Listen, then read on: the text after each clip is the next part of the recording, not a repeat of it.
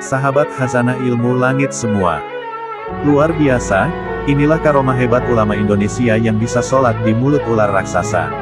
Seperti yang kita tahu, ular adalah kelompok reptilia tidak berkaki dan bertubuh panjang yang tersebar luas di dunia. Bentuk dan ukuran ular juga bervariasi, ada yang kecil, besar, dan raksasa. Mereka juga ada yang jinak dan ada yang mematikan. Namun, bagaimana jadinya apabila ada seorang manusia yang dimakan ular raksasa? Tentu orang itu akan mati dalam sekejap saja. Berbeda dengan karomah wali Allah yang satu ini. Beliau adalah seorang ulama karismatik terkemuka asal Indonesia yang bernama Syekh Nawawi Al-Bantani. Beliau bahkan pernah menjadi imam Masjidil Haram di Makkah, Arab Saudi pada masanya. Berikut karomah hebat Syekh Nawawi Al-Bantani. Dikisahkan, suatu hari Syekh Nawawi Al-Bantani sedang melakukan beristirahat di suatu tempat. Waktu itu suasana sepi, tak ada seorang pun. Tak lama kemudian terdengar azan asar menggema. Namun, kemudian tidak ada seorang pun yang datang untuk berjamaah. Akhirnya beliau iqomat sendirian dan melakukan sholat.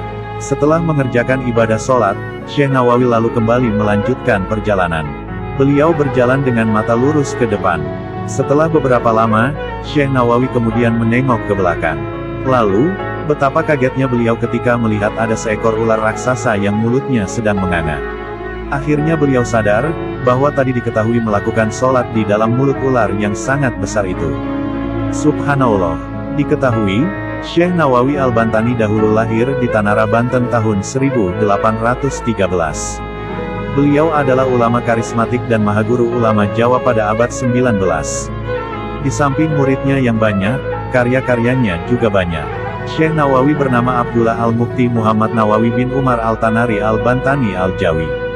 Sejak kecil, beliau telah mempelajari ilmu agama dengan sangat tekun. Beliau kemudian melanjutkan nyantri kepada Kiai Yusuf, yaitu seorang ulama besar di Purwakarta. Menginjak usia 15 tahun, beliau bersama dua orang saudaranya pergi ke Tanah Suci untuk berhaji. Namun kemudian, Imam Nawawi muda tidak pulang ke Indonesia, tetapi malah ikut menuntut ilmu di sana.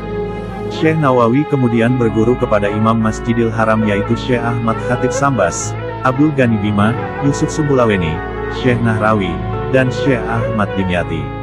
Selain itu tercatat nama Ahmad Zaini Dahlan, Muhammad Khatib Hambali, dan Syekh Abdul Hamid Dagestani sebagai gurunya. Tekun dan cerdas menjadikan Nawawi murid yang terpandang di Masjidil Haram. Tak salah kalau Ahmad Khatib Sambas saat uzur, beliau menunjuk Nawawi sebagai menggantikannya menjadi imam Masjidil Haram dengan panggilan Syekh Nawawi Al-Jawi. Syekh Nawawi juga dikenal seorang pendidik yang ulung. Banyak muridnya menjadi ulama mumpuni seperti Kiai Haji Kolil Bangkalan, Kiai Haji Asnawi Kudus, Kiai Haji Tubagus Bakri, Kiai Haji Arsyad Tawil dari Banten, dan Kiai Haji Hashim Asyari dari Jombang. Muridnya tidak hanya dari Indonesia saja, melainkan banyak yang berasal dari berbagai belahan dunia.